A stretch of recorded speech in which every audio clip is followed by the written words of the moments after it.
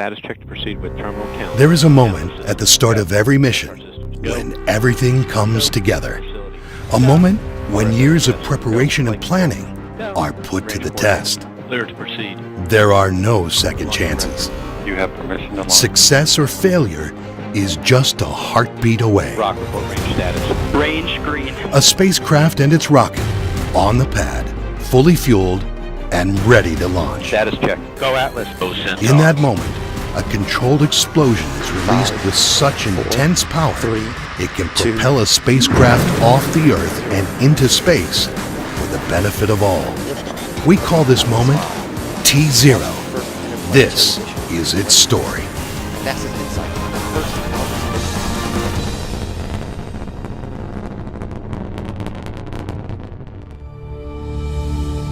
NASA is about to do something we've never done before.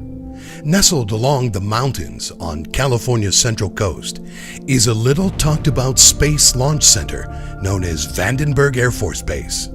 From here, history is about to be made.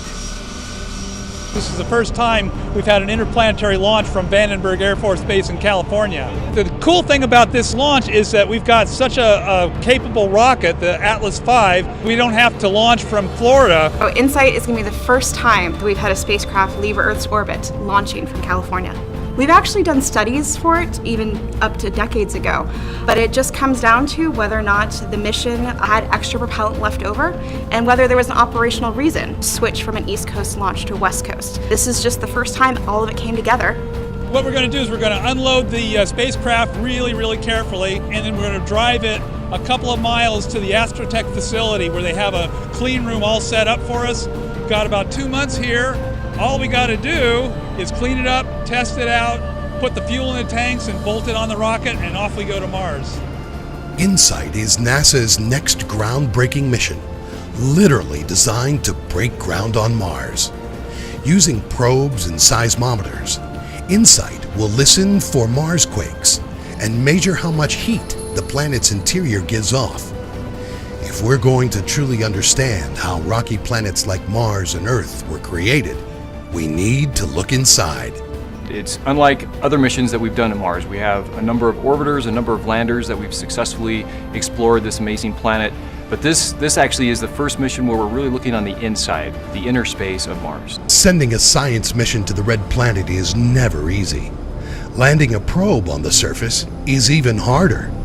To accomplish this, InSight will have to shed its many components in a matter of minutes, bit by bit, like peeling an orange, until only the lander is left. So the cruise stage itself is the critical component that actually gets us to Mars.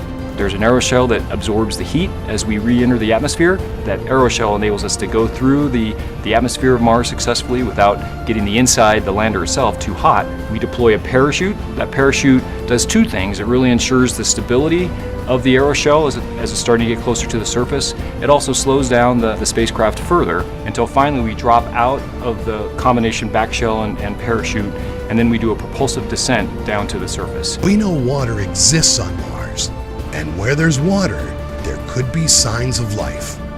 But we must ensure any organisms we discover weren't simply stowaways from Earth. This is where the Planetary Protection Team comes into play. Planetary protection is what we do to responsibly explore other planets and moons in our solar system. In order to do that, we need to make sure that we send a clean spacecraft there. We would hate to get to another planet or moon and think we discovered life, but it was actually something that we brought with us. So we collect our samples on InSight, any part of InSight that's going to land on the surface of Mars. We bring it back to our lab and we process it using a NASA procedure. If we run into a situation where we take a sample and it comes back as having a higher number of bacteria than what we want, then we make sure that the engineers go back and clean those surfaces with the whole idea that we don't want to cloud our ability to potentially find life on another planet or moon. Lockheed Martin Space of Denver, Colorado, built InSight with an extremely efficient design, streamlining what needs to be done at the launch site. They shipped the spacecraft to Vandenberg with no assembly required. Simply check it out, fuel it, test it, encapsulate it, and it's ready for launch. The processing for our spacecraft has been very smooth. A lot of the processing had to do with fueling the spacecraft, removing some remove before flight items. Everything else was pretty much already installed on the spacecraft in Denver, Colorado before it was shipped here. And that's called a ship and shoot, which means there's not too much to do except for to fuel the vehicle and do some last minute power on checkouts of the onboard computers and subsystems. These preparations are crucial. Everything must be working perfectly before InSight leaves Earth. This effort is designed to ensure a safe arrival and landing following the 6-month trip from Earth to Mars. In the meantime, United Launch Alliance, or ULA, is busy at their launch pad, Slick 3, assembling the world's most successful rocket, the Atlas V. Well, we're building a rocket. What's not exciting about that? And really excited to be able to launch the first planetary mission from the West Coast. First, ULA stacks their Atlas V booster onto the launch platform. Atlas V is powered by the mighty RD-180 rocket engine. The RD-180 is a powerhouse, burning highly refined kerosene known as RP-1 and liquid oxygen for thrust. For this mission, the RD-180 has more than enough power to get InSight off of Earth and heading towards Mars.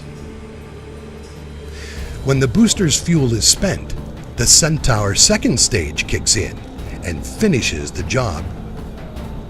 Centaur won't actually hit Mars. It will fly just past it. Final course corrections will be done by InSight itself to enter the Martian atmosphere and land on the surface. Once fueling and testing is complete, the team from United Launch Alliance will encapsulate InSight inside its payload fairing, the shell that keeps InSight clean and safe during its dangerous ascent through Earth's atmosphere. We're at the phase of the mission where we're encapsulating with the launch vehicle, and the ULA team with their fairings now come in and they take the two halves of the fairings and they make a clamshell around the spacecraft to help protect it for the environments that we see during launch. And we do that because as we leave the Earth's atmosphere, the air and the molecules in the atmosphere would tear up our spacecraft otherwise, and the fairing is there to protect us. With InSight encapsulated in its fairing, it's time to move the payload out to Slick 3. But this California coastline comes with its own set of challenges. The surrounding marine layer can swallow up a launch pad, reducing visibility to under a couple hundred feet. So right now, it's on the transport vehicle and it's ready to roll. And we'll be rolling out around 2 a.m. At that point, we'll have a convoy that drives very slowly from the payload processing facility out to the Slick 3 Atlas V facility. And once it arrives, we'll hoist the encapsulated spacecraft up to the top of the mobile service tower and place it on the launch vehicle. This morning when it was sitting on the truck and they put the crane on it, they started to lift it up. That's the last time this spacecraft's ever going to feel the ground of Earth. I'm just kind of jumping out of my skin. This is so exciting. We're getting so close to launch, and it's been a long, long road for me. This has been a challenging program. We've had a lot of technical issues to overcome. We actually had to stand down back in 2015, but since then we've gotten it all together, and things have been going so smoothly the last year. We really feel really confident about this launch now. We got it on top of the rocket. We're going to blast it off in just a few days, and when it gets to Mars and lands, finally it'll have solid ground under its feet again and get to work on probing the depths of Mars.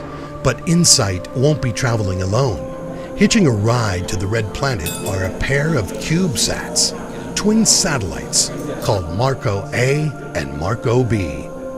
So Marco is a dual payload riding as a secondary mission on its way to Mars. So Marco is a pair of CubeSats, and CubeSats are really small spacecraft. They're essentially the size of a large cereal box, so about this big. It's going to be relaying telemetry from the entry, descent, and landing of InSight back to Earth in near real time. After InSight is deployed on orbit and is heading to Mars, Centaur, which is behind me, ejects Marco A into orbit, and it'll slowly rotate itself so that Marco B ejects 180 degrees on the other side of the vehicle. But Mako is a technology demonstration mission. It's actually one of the smallest spacecraft we've ever launched to interplanetary space. It's the first interplanetary CubeSat. So in of itself, it has all of these technology that we've never tested in deep space before. So if Mako works this time, one of the cool things that we could do is actually replicate that system and fly it with other missions in the future. And whether you're going to Mars or Venus or maybe even further away to an asteroid, you could think of it as bring your own telecom relay. So everything went well today with the lift of the spacecraft and mate onto the rocket. It started off very foggy and windy, and right now it's a beautiful day, just typical California weather. And now we're ready to go to Mars. But just as twilight falls across the base, the fog returns, cloaking the coast with a bone-chilling mist that will last until daybreak. As we get closer to T0 liftoff time, a number of activities have to happen. There's a mobile service tower around the Atlas V rocket, and the InSight spacecraft is on top of the rocket, enclosed in the payload fairing. So we're going to back that mobile service tower away from the rocket to leave it exposed just beside the umbilical tower. Stand engineer, proceed with MST roll to park position. Roger. MST bores shall be closed in park position. Roger.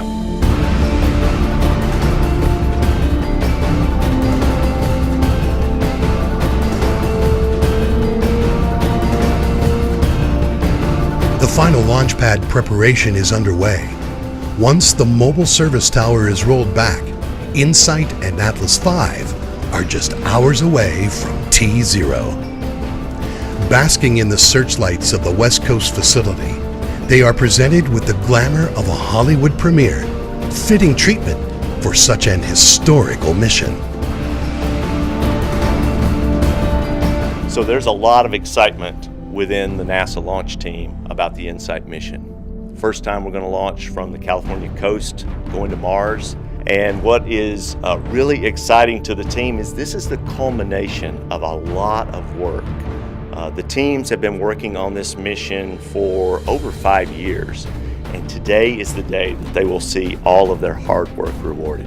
Status check to proceed with terminal count, Atlas systems, propulsion. Go. Hydraulics. Go. Pneumatics.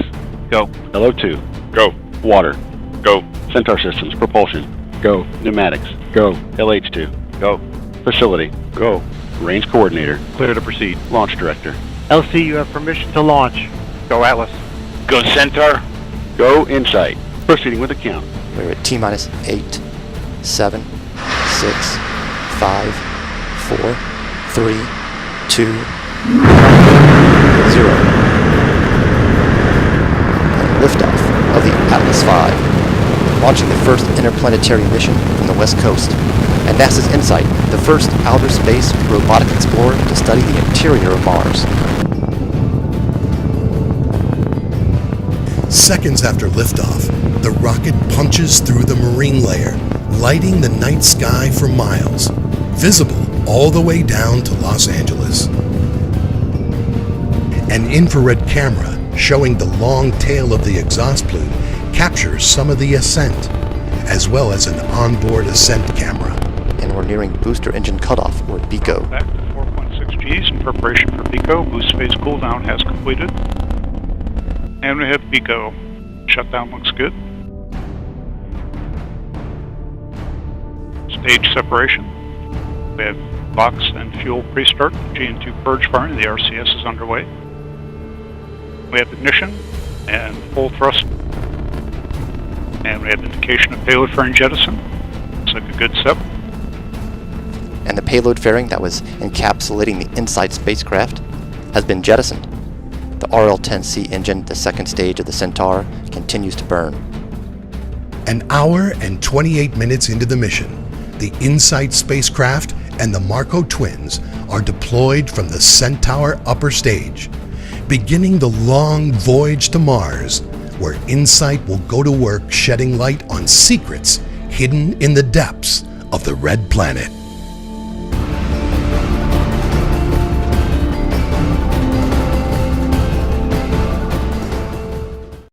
T-minus 3. Engine start. 2, 1.